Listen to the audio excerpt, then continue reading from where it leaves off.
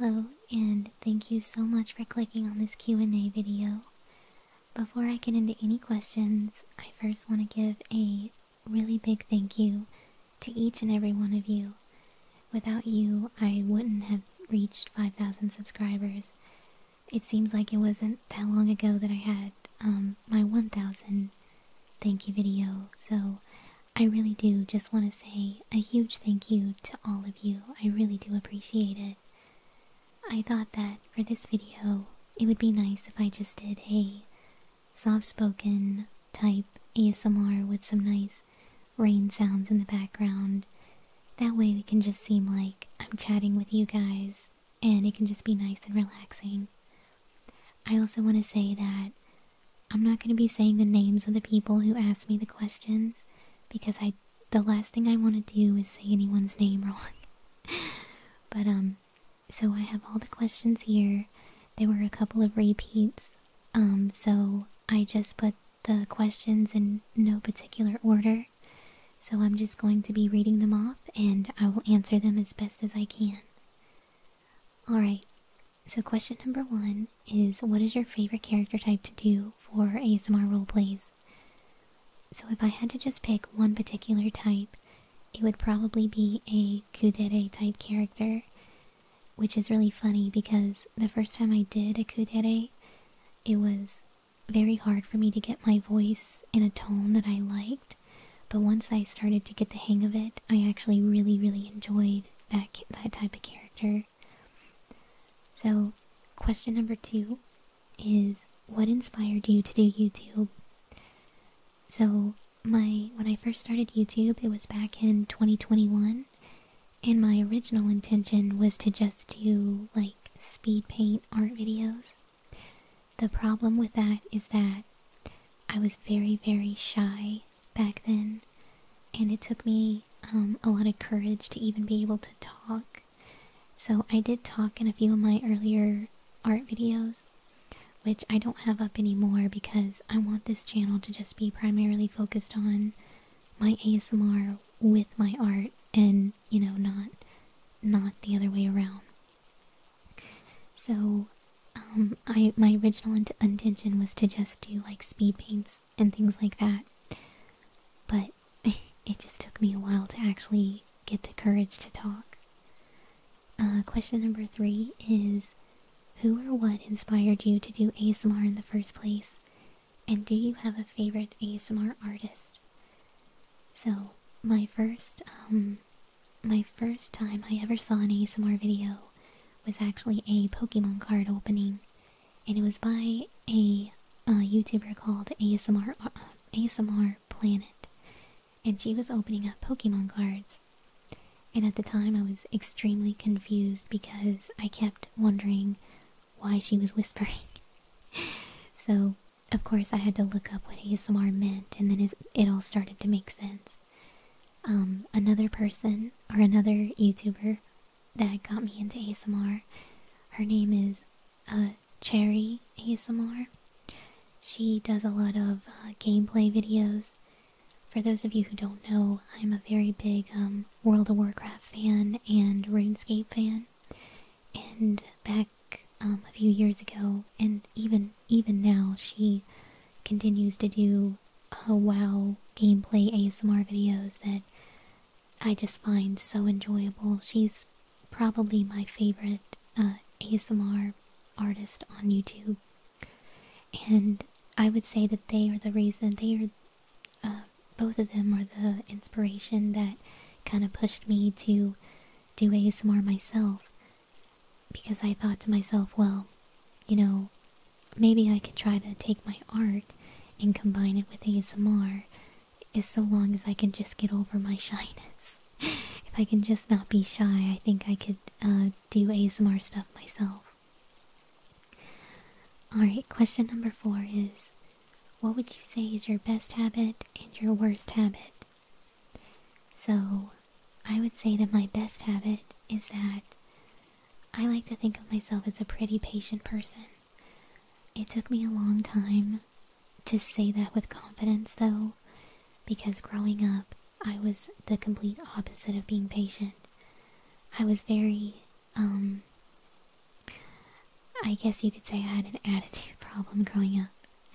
Your typical angsty teen, I guess you could say. But as I got older, I realized that being patient with people is very, very important. Not only when it comes to making friends and having people like you and, being able to connect with people, but it's also very important in the workplace as well. So I made a very honest effort in trying to learn how to be more patient with people. So I would say that's probably my best habit. As far as my worst habit goes, the first thing that comes to mind is that I tend to be very obsessive with things. And when I say that, I don't mean in like a weird, creepy way. What I mean by that is, growing up, I had a hard time getting into things that I liked.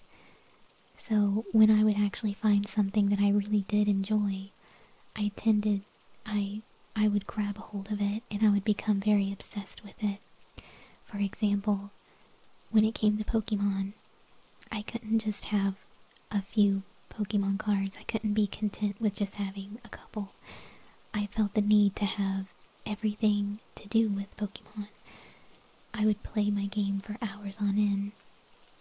And you might think that that's just like an innocent thing, but as I grew older, it started to become a problem because I would be so obsessed that I would end up losing time that I needed to put into school or work or things like that because I would be so obsessed and engrossed in what I was doing.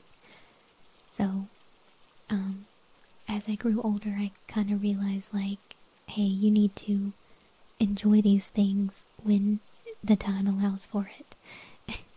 So, I would probably say that that's probably a little bit of a bad habit of mine, as I tend to be hyper-focused and obsessed with things. Alright, so the next question is, what are some of your likes and dislikes? Well, aside from anime and manga and things like that, one big passion of mine is that I really love to read. I really enjoy reading old books, new books, just reading in general. I've always been a very big reader, and if I'm not doing anything with art or my ASMR or working, I'm usually reading. So feel free to let me know some of your favorite books if you're a reader as well. Oh, so dislikes. So despite having so many bug girl ASMRs, I actually really don't like bugs. Now I can admit that there's bugs that look very cool. Centipedes, for example. I admit that they look cool, but I am deathly afraid of centipedes. So that is probably my number one dislike is bugs. Let's see. If there was one thing you'd want us viewers to know about you, what would it be? Well, I had a little bit of a hard time thinking of something, so I'll just kind of tell you like a random fact about myself. One thing about me is that in real life, I am 4'7". So as you can imagine, I grew up having to hear your typical short jokes. And even now as an adult, I'm always hearing jokes at work about how short I am from both coworkers and customers. When I was younger, it used to bother me a lot. I used to kind of put on this like act of being kind of serious because when you're short, and I'm sure a lot of other short people can relate to this, it's very hard for people to take you seriously, and it really starts to get to you sometimes because people think that they can treat you like a kid even though you might be like 10 years older than them. So, it doesn't bother me anymore. I've come to, it's just a fact about me, and it is what it is, but it doesn't bother me when people want to joke or but make fun of me, so I don't mind if you guys want to pick at me or make a short joke every now and then. But that's just one random little fact about me. Okay, question number 7 is, will your stories ever connect in some way, or are they all just individual storylines? So, I will admit that I have 3 stories right now that are connected. Now, I also want to say that my writing was not executed well enough to where this was made obvious to you as the listener. I feel like the more that I've written, I've gotten better at showing details and things that I want to portray. But when it comes to like some of my older things, they weren't as well executed as like if I were to rewrite them now. And by no means am I saying that I'm a good writer. I'm not saying that at all. I'm just saying that in retrospect, I feel like I could have done a lot better connecting these stories if I were to like redo them, for example. So the 3 that are connected are the one of my first uploads being the Bookworm Girl, and then the Yandere Diary, and then the third one being when you take the Bookworm Girl out on a date. So if you were to listen to those 3, I tried my best to kind of give little details here and there to where you as the listener could maybe see that you were the same guy in all 3, and that you were interacting with both of these girls at around the same time. But like I said, I don't think my writing was good enough back then to execute that properly. But it's okay because, I hope that I keep getting better, and I hope that in the future I can do something like that again. And yes, I will be sneaky about it. So now, just to give you guys a heads up, I love to do things like that. So I definitely plan on doing it again in the future. Let's see. Number 8 is, do you have anything in mind when it comes to opportune ASMR? Like a particular thing or place that you think you'd love to one day record sounds from and use? My first answer to this is definitely under the water or the ocean. And my reasoning behind that is because every time I've done a character involving the ocean or water, I've struggled a lot when it comes to the noises, because it's very difficult to recreate a massive body of water such as the ocean just, on the spot. You can't just go to the ocean whenever you want, and not everybody has access to a pool, for example. And it makes me laugh because in my Shark Girl, for example, I tried my best to make splashing sounds, and no matter what I did, it just sounded like a silly little goldfish flapping around. And so I'd really love to like capture the sounds of like the ocean, just to kind of have that in my pocket for whenever I needed it. Number 9 is anything on your bucket list. My number 1 thing that I would love to do before I die is I would love to visit Japan at least once. Number 10, will you release any of your art as stuff like backgrounds? And I think what you mean by this is, do I ever plan on making like a wallpaper or a screensaver? That is definitely something that I would love to do in the future. I even thought about doing it potentially for Patreon, but I don't want to make any promises for that right now because making something of that large of a scale takes hours to finish. So I would definitely love to do something like that, but it's something that I want to plan for. Question 11 is, if you could go back to any time in history, where would you go? No question about it. I would love to be a young adult in the 80s.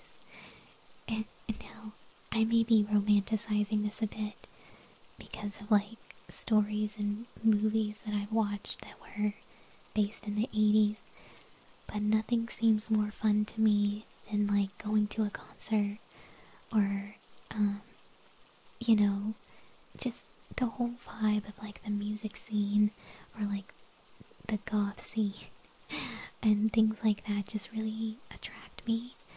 And I would love to have been a young adult back in that time. Number 12 is, do you record all the sound effects yourself and do you add them in post or do you do them live while voicing the script? So, all the triggers when it comes to my role plays, like when I do scratching or tapping or ear blowing, all of those are done by me. The rule that I wanted to set for myself is, if I can make the sound, I want to try to do it. Like, if I feel like I can make it myself, then I want to try to do it before I try to look for any external help. Obviously, there are cases where you're going to need like an ambient sound, because you can't just make like a, you know, like for my Lovecraft video, for example, I can't just make like a space sound. So there are times when, you know, you reach out for ambiance, but when it comes to the triggers, I always do those myself. Now, as far as when I add them in, it really depends on the story. So if it's something really small, like I'm knocking on the door, or if I'm meowing like a cat, I'll always just do those in the moment. But if it's a very long trigger that I want to use for the purpose of relaxing you, then I always do that, put them in after, because I like to make those sounds their own separate sound file. So that way I have my full attention on having like a nice rhythm that I feel is relaxing. Let's see. Do you record the audio in one take? So, my old roleplays when I first started, all of those were done in one take, and I really don't know how I didn't go crazy. Now that I have an editing program, I can't even imagine going back to doing things like how I used to do them. So, now that I have an editing program, I definitely do not do things in one take, because where I live is way too loud and noisy. My neighbors are very loud. There's constantly cars going by and dogs barking. So having an editing program makes things so much easier. Number 14. How long does it take for you to draw characters for the thumbnails? So it really just depends on the character. And okay, so for example, the monster girls, like the praying mantis and the moth girl, how they have more of like a black and white style, those don't take me as long as like a color drawing would. So it really just depends on the amount of detail that I'm putting into a character. Like if I'm doing like a background or something, it's gonna take me longer. So it could take me anywhere between 2 hours to maybe 5 or 6. Let's see, number 15 is a favorite show that everyone else hates.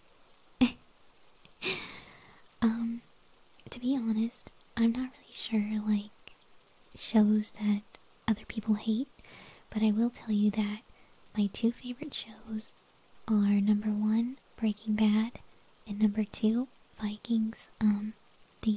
The Viking show that came on History Channel with the actor who, I believe his name is Travis, and he played Ragnar. Question number 16 is, how long have you been drawing? So I've been drawing ever since I was very young. I used to just draw animals and things like that. And then as I got into being a preteen teenager and getting into anime, I started drawing more of that kind of thing. Number 17 is, your art style seems very unique. Is it your very own, and if so, how did you develop it? Well, first off, thank you so much for the compliment. I really do appreciate that.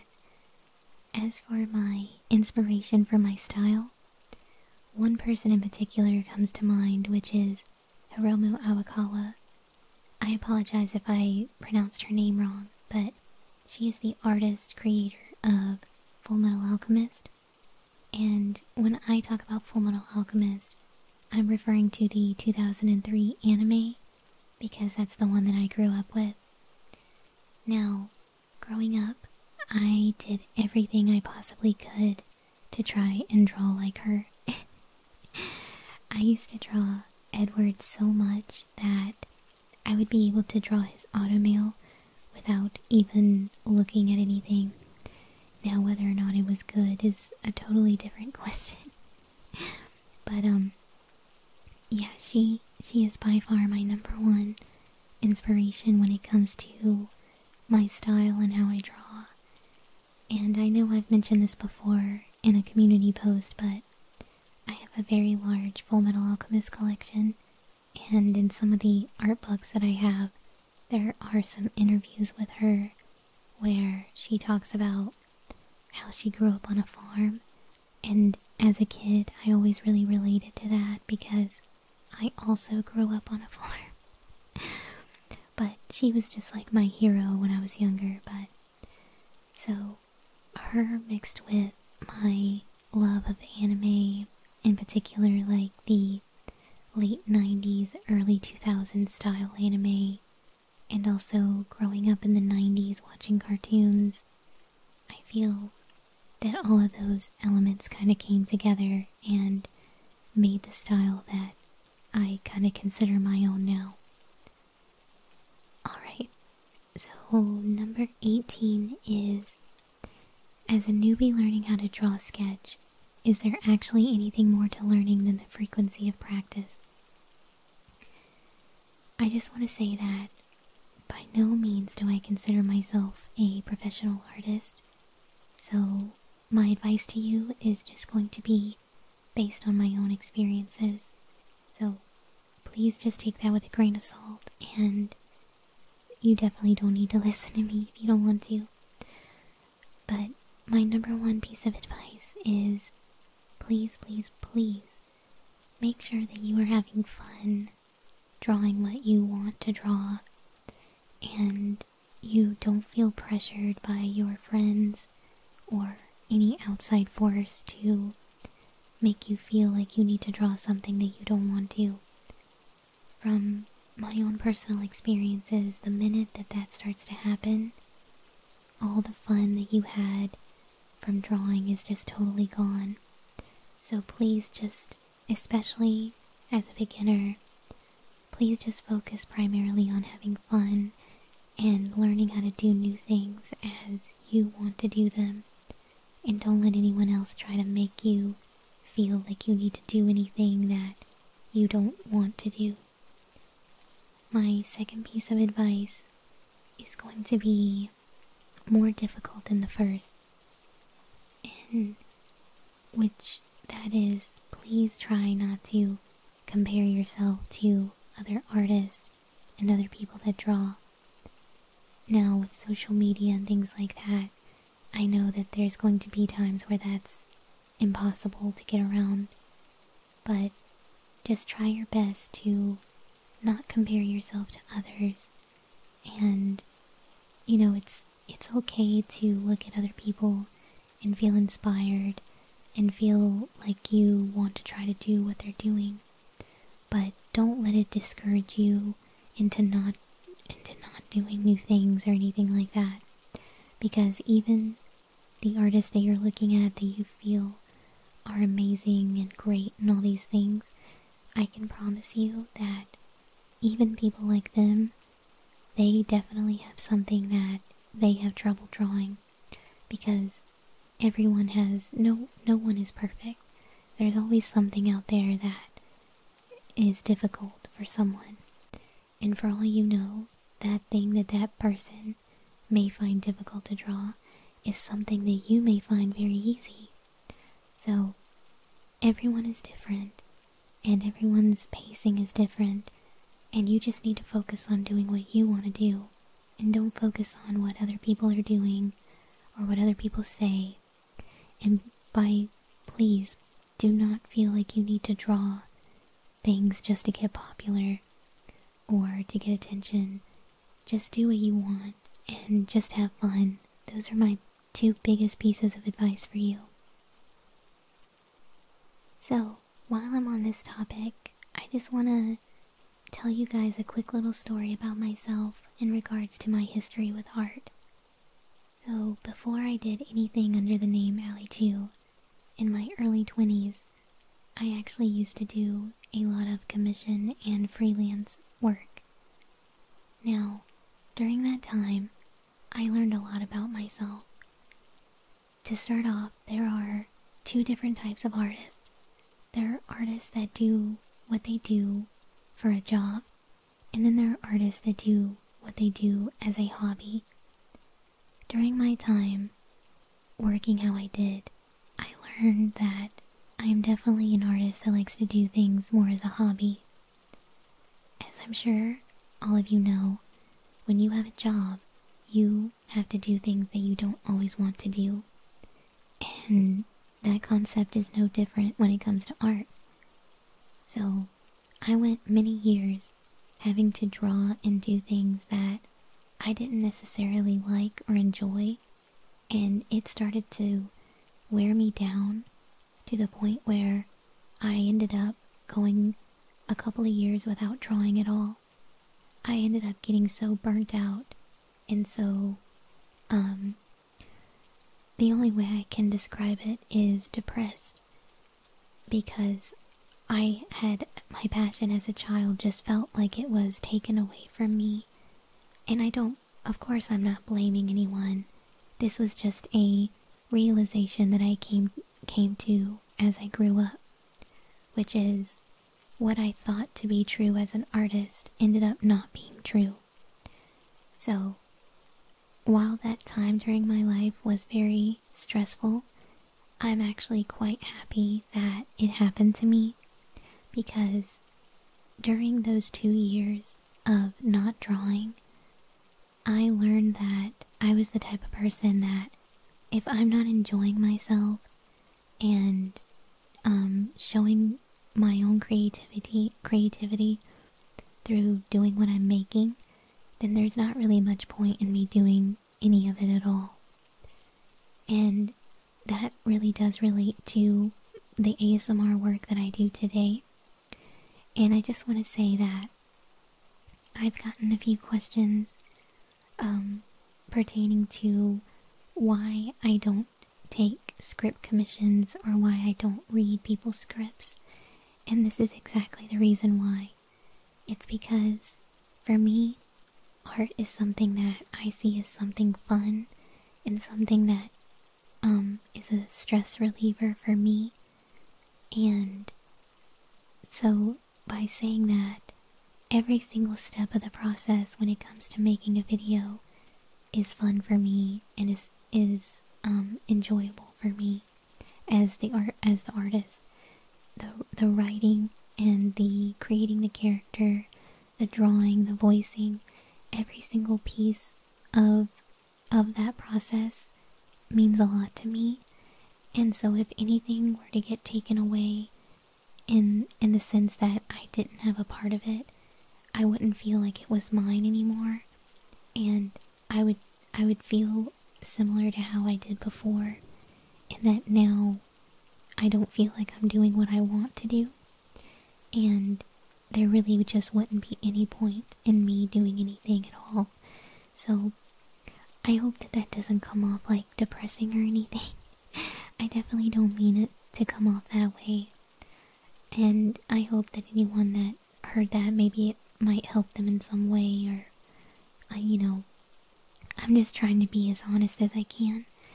And I also want to say that by no means am I trying to say that reading scripts or commissioning scripts is bad. By no means do I mean that, because, not everyone enjoys writing, and not everyone can write. And like I said, I don't see myself as a good writer either. Um, I'm just saying that I enjoy the entire process, and for me, if anything gets taken away, then it doesn't mean anything to me. But that doesn't mean that that applies to everyone. If, you know, anyone that does things differently than me, there is no right or wrong way of doing anything art related. So I just wanted to kind of throw that in there because it's a question that I've been asked a lot, and I just kind of wanted to explain my stance on that. Okay, so question number 19 is my favorite Pokemon. So I have two favorite Pokemon. Number one being Umbreon, and number two being Mimikyu. I may have mentioned this in a video, I don't remember, but I actually have a Mimikyu tattoo because I just find everything about him to be so adorable. So maybe in the future for another milestone video, maybe I'll show my tattoo or something. Alright, question number 20 is my favorite food. This is really hard because I like all types of food, but if I had to pick just one food to be my favorite, it would probably be curry. And I know there's all different types of curries, so when I say that, I mean Japanese curry. So just the meat, potatoes, carrots, rice, things like that. And then there's that little box of like roux that you throw in there, and it is really, really good. It's also very easy to make, so you know, if I'm working and I don't really have a lot of time, it's just something I can easily make and I'll eat on it for like 2 or 3 days. Alright, question 21 is my favorite movie and anime. So, my favorite movie... I have so many movies that I like, I'm finding it difficult to just pick one. Well, I really, really enjoy American Psycho. Now, I want to say that the American Psycho book it's totally different than the movie. Now, I know you're probably thinking that I'm one of those snobs that just say like, oh, the movie or the book's better. And you can think that about me if you want, that's fine. But I'm just telling you right now that the American Psycho book is probably one of my all-time favorite books of all time. And the movie is very, very good too. It's a very good adaptation of the book. So, I guess if I just had to pick one, it would probably be that. As for my favorite anime, as I mentioned, the 2003 Fullmetal Alchemist. I also really enjoy Bokurano and Serial Experiments Lane and Vinland Saga. It's hard for me to pick one. It's really hard for me to pick one, so those are kind of all tied for my favorite right now. Number 22 is favorite video that I've made so far. So, if I had to just pick one video that I'm the most proud of, it's probably my Lovecraft video. I always have trouble saying Eldrick. Eldrick. Certain words are very tough for me, but the Lovecraft character that I did. So, as I mentioned, I really enjoy reading, and Lovecraft stories are no exception to that. So when I made that character, I tried my best to create her in a way based on stories that I've read and other types of media that I've consumed involving those types of characters and creatures. So I would definitely say that that is the video that I am most proud of. I also really enjoy how I made the tentacle sounds in that video. It was very messy because what I did is I took a bunch of lotion and I just kind of like squished it around, and it kind of had that like gross, slimy sound. But I think it turned out really good as like a tentacle sound, so yeah, that video is probably my favorite. Question number 23 is, do you plan on doing any more accent related content, or are there any voices you wanted to do but couldn't? So, I would definitely love to do more accent videos. The thing about that though is that I just need to prep for them. In my last accent video, I basically I tried to talk like that all day, so that way when I sat down to record, it sounded as natural as I can make it sound. But I'm definitely not the theater kid that I used to be in school, so it's gonna take me a little bit of practice to do another one. As for any voices that I've wanted to do but couldn't, I definitely have one voice in particular that I would really love to try. Well, I say try, but the truth is that I've tried to do it many times now, and I just can't get it the way I want it to be. And the only way I can describe this voice is like a cackly villain type voice. To give you an example, if any of you have ever watched the Overlord anime, in season 1 there's a character called Clementine, and the way she talks kind of has this like cackly I don't really know how else to describe it, but there's a lot of characters that I've written that I feel would have been so perfect if I could have just done that voice. So even though it's been really hard and difficult for me to do it, I'm still gonna keep trying, even though I'm not hopeful. Hopefully one day I can actually achieve it. So number 24 is favorite drink, both alcoholic and non-alcoholic. As for non-alcoholic drinks, I am a very big coffee drinker, so anything to do with coffee, I'm probably gonna like it. As for alcohol, I'm actually pretty plain and boring. While I don't mind having like a mixed drink or something when I go out to eat, when I'm at home, I tend to just have like plain whiskey with ice or just chilled whiskey by itself. But I just like to sip on that at like the end of the night or something, but so I'm pretty boring when it comes to alcoholic drinks. Number 25 is, what are your favorite and least favorite types of ASMR? Be it triggers or roleplay tropes, and why? So my favorite ASMR triggers are the card opening sounds, like the wrappers and then just tapping on the cards. I also really enjoy keyboard and computer sounds. I really like book tapping and manga gripping. As for ASMR roleplays, I don't consume a whole lot of them.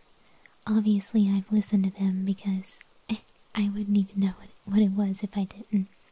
But when it comes to what makes me relaxed, like if I'm just listening to something at night trying to get sleepy, I usually just watch pretty much what I just said, whether it's like a opening or just someone tapping on things or a gameplay video. If I had to pick a ASMR roleplay artist that I like, it's actually a VTuber. I'm sure some of you know who I'm talking about.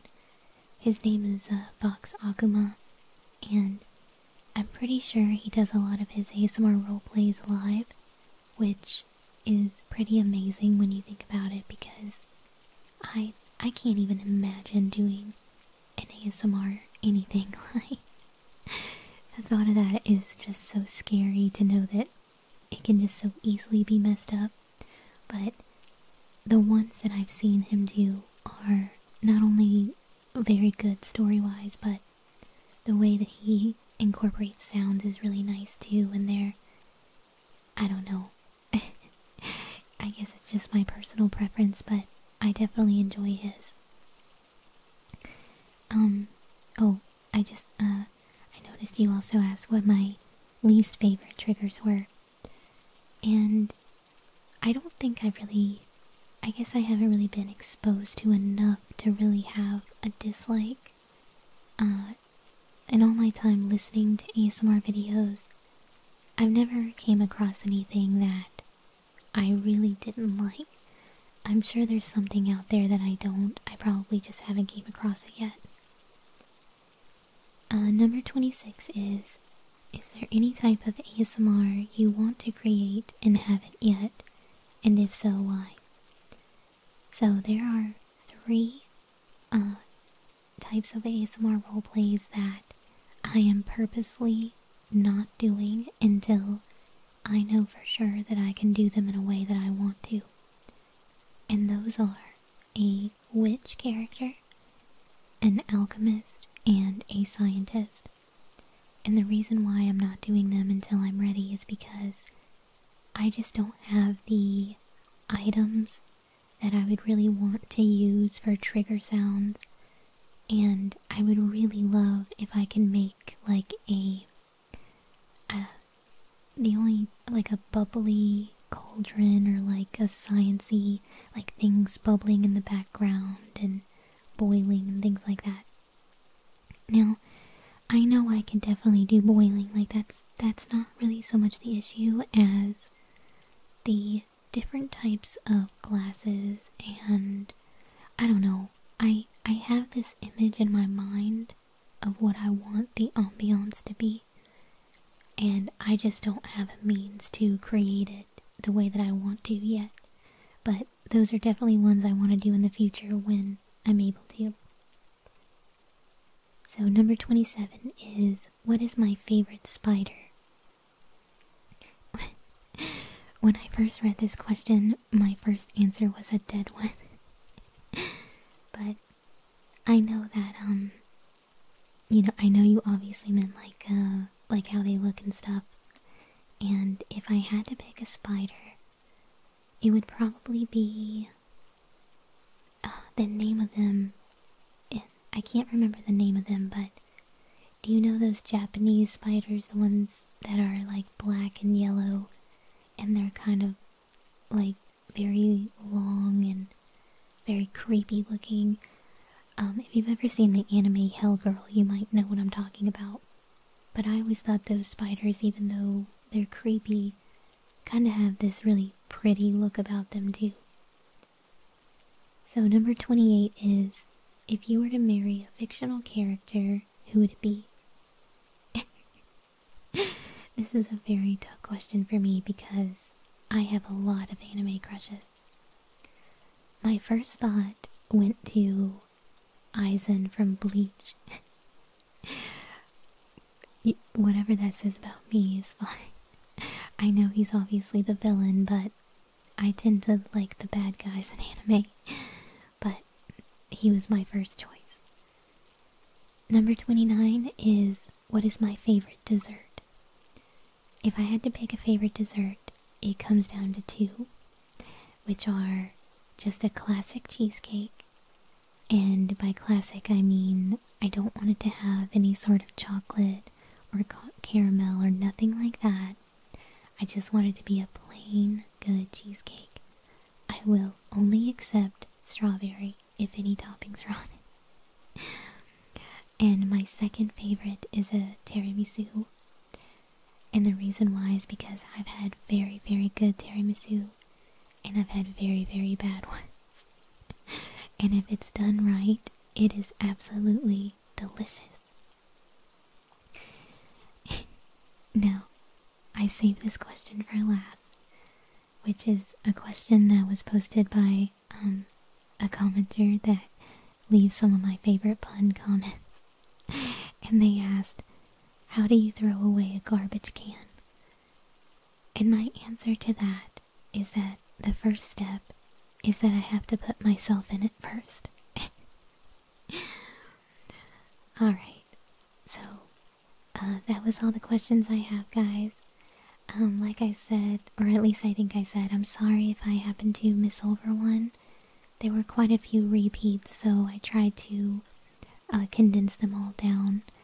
But if I happen to skip over a question, or if you didn't get a chance to put your question on the community tab, feel free to leave it in the comments below, and I will try to answer it as best as I can. And I hope that you have a wonderful day or night, and I will see you in my next roleplay video.